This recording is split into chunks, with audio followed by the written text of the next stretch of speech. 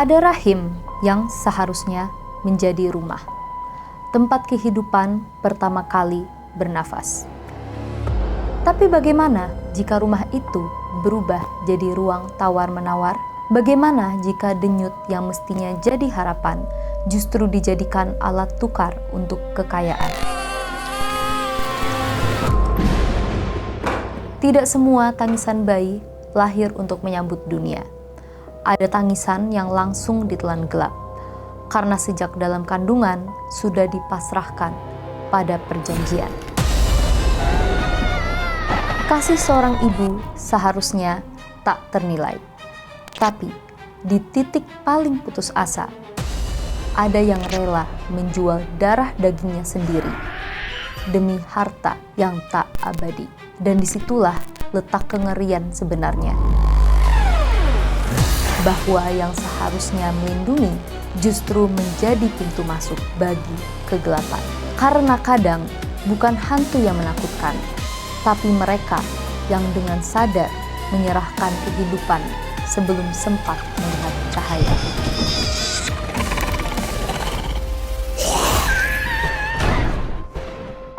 Pesugihan tukar janin.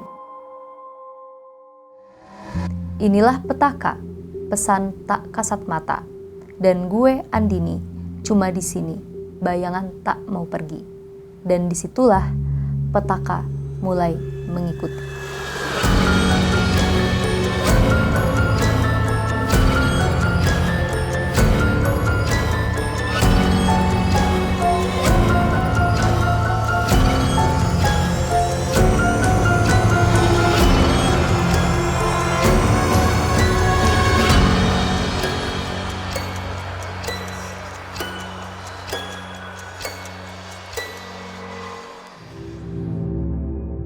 Meteng tembean. Gini ceritanya. Suatu hari, ada satu sepeda motor bebek dikendarai beban penuh, melintas menembus jalanan yang sangat gelap, berkabut di bawah kaki gunung. Tampak pasangan muda yang istrinya tengah hamil menuju ke satu rumah berhalaman luas yang sebagian besar materialnya terbuat dari kayu. Mereka bernama Rian dan Sarah. Mereka masuk ke dalam rumah tua yang ruangannya sudah mengepul asap-asap dupa. Sesajen tertata rapi di atas altar bersama lilin-lilin. Usia kehamilan Sarah tepat 7 bulan. Mereka bertemu dengan seorang mbah. Dia seorang nenek tunanetra berambut putih yang mengenakan kain jarik. Meski buta, si mbah seolah mampu melihat apa yang ada di sekitarnya, baik kasat mata ataupun tak kasat mata. Tanpa berlama-lama, si mbah bangkit berdiri dan Sarah diminta untuk mengikuti menuju ruang di balik tirai kain. Sedangkan Rian diminta menunggu di ruang tengah, di dalam ruang sempit berukuran 2x3, berbaring Sarah di atas ranjang kusam. Si mbah membisikkan sesuatu di telinga Sarah yang membuatnya terkejut. Namun, Sarah sudah harus siap dengan pilihannya, dengan suaminya Rian. Asap kemenyan mengelilingi tubuh Sarah, seraya membasuh perutnya yang melendung. Kepala Sarah dikenakan benda mirip sigar, lalu dikalungkan rangkaian bunga kantil. Dari dalam kendi kecil, si mbah mencipratkan air mawar ke wajah dan perut Sarah. Seketika Sarah merasa mules yang gak bisa ditahan di bagian perutnya. Janin yang masih berusia 7 bulan itu langsung dikeluarkan dengan paksa. Dengan beberapa kali hentakan nafas, janin bersimbah cairan berwarna merah itu keluar dengan mudahnya. Tapi anehnya, janin itu tidak menangis. Sarah memperhatikan bayinya yang sejatinya sudah berbentuk utuh. Lalu si mbah langsung menepuk-nepuk sang bayi hingga akhirnya menangis. Sarah pun tidak tahan untuk menangis. Si mbah langsung berbicara ke Sarah untuk lakukan itu sekarang.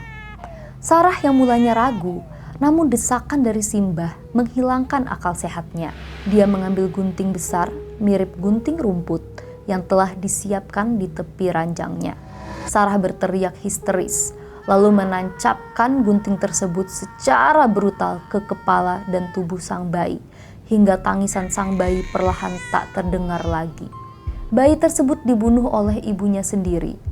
Simbah langsung tersenyum dan bilang ke Sarah untuk tenang karena bayinya tidak mati, tapi dia sudah menjadi anak Banyurang, tumbuh sebagai anak setan, dan kamu akan mendapatkan apa yang kamu mau. Sarah tertawa berderai air mata. Dia telah menyerahkan janinnya menjadi anak setan demi pesugihan yang dia lakukan bersama suaminya. Simbah langsung menjelaskan, "Meteng tembean, hari ini hari Rabu. Selama kalian usaha, itu harus ditutup setiap hari Rabu dan lakukan ritual." Percaya atau tidak, hal ini masih sering terjadi di sekitar kita. Anak setan. Beberapa tahun kemudian, di sebuah toko sembako berbentuk ruko 3 lantai yang tengah ramai pembeli, seorang anak laki-laki berusia sekitar 4 tahun berdiri di sudut tangga, memperhatikan satu pegawai toko yang berdiri mengamati antrian panjang di kasir. Pegawai perempuan di kasir itu tampak kewalahan. Pegawai laki-laki itu menghampiri, menawarkan bantuan. Rupanya diam-diam dia menguntit uang pembelian yang sengaja tidak dimasukkan ke dalam struk. Aksinya ditangkap basah oleh anak laki-laki bermata sedikit juling. Setelah melakukan aksinya, dia beralibi, meninggalkan kasir yang katanya untuk mengecek barang di lantai 3. Pegawai itu naik ke lantai 3, dibuntuti oleh anak tersebut. Di lantai 3, dia tampak menghitung uang hasil curiannya tadi. Pelan-pelan, anak tersebut menghampiri. "Mas Nasir." Pegawai yang namanya terpanggil tampak terkejut melihat anak majikannya menatapnya tajam. Kemudian tersenyum lebar padanya. Entah bagaimana bisa, anak itu menarik rak besi tinggi yang berisikan kardus-kardus barang penuh. Rak besi panjang itu menimpa Nasir. Besi-besi runcing yang menonjol dari rak panjang tersebut menancap kepala, leher, menembus dada, dan perutnya. Nasir pun tewas mengenaskan di hadapan seorang anak laki-laki yang tampak tertawa riang.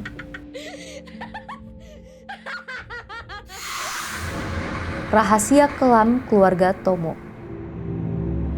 Namanya Tomo. Dia adalah anak pemilik toko, yakni Rian dan Sarah. Namun, fakta bahwa Tomo sejatinya memiliki kakak yang dirahasiakan oleh mereka. Entah ada kaitannya atau tidak, Tomo lahir dengan kondisi mental yang tidak sempurna. Dia divonis autis yang membuat perilakunya kerap kali meledak-ledak.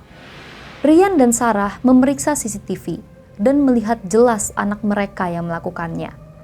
File CCTV tersebut pun langsung dihapus, dan mereka mengganti CCTV dengan yang terbaru dengan alasan rusak.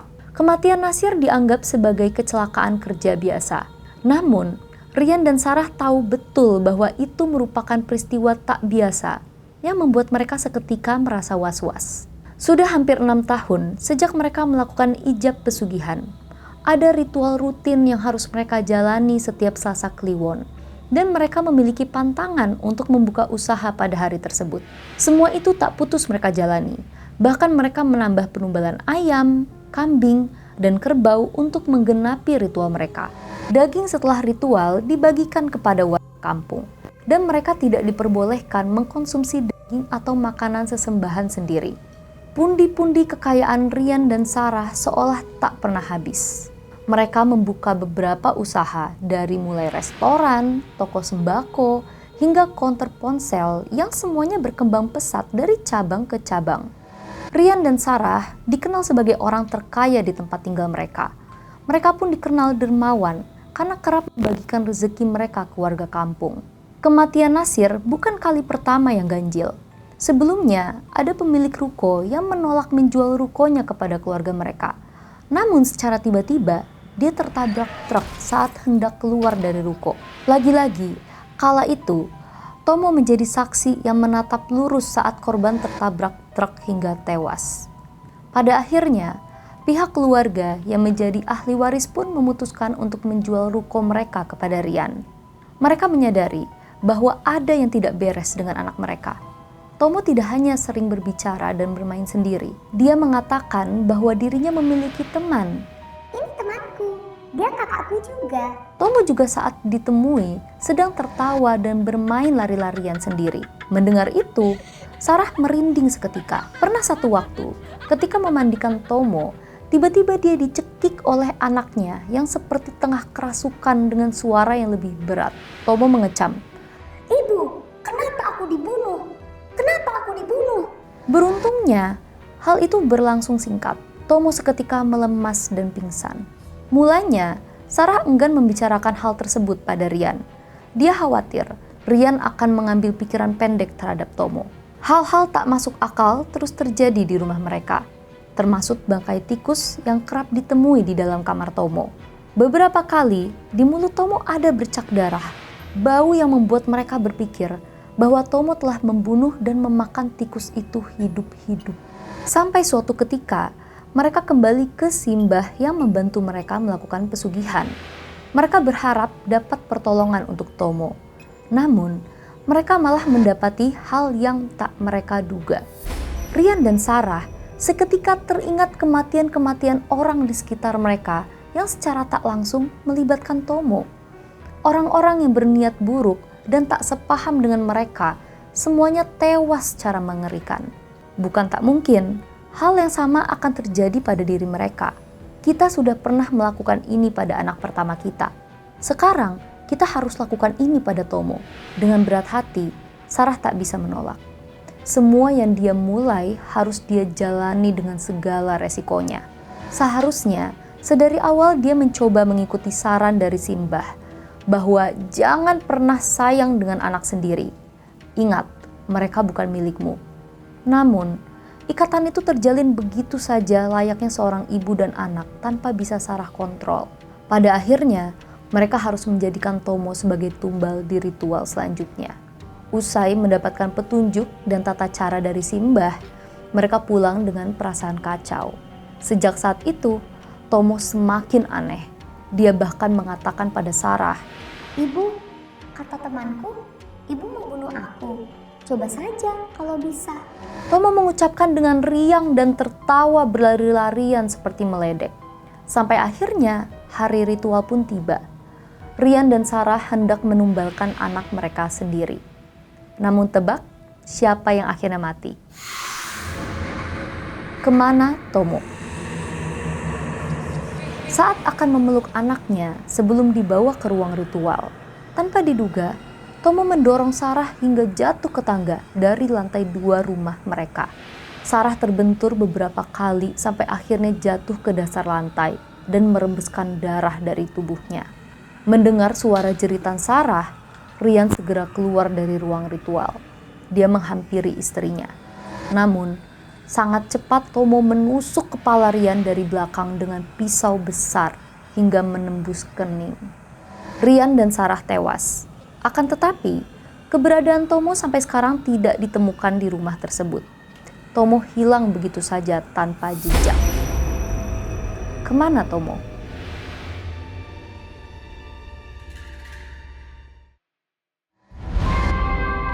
Tak semua kelahiran adalah anugerah. Ada yang justru jadi tumbal perjanjian. Sebab di dunia yang rakus harta, bahkan tangisan bayi bisa dijual sebelum sempat bernafas.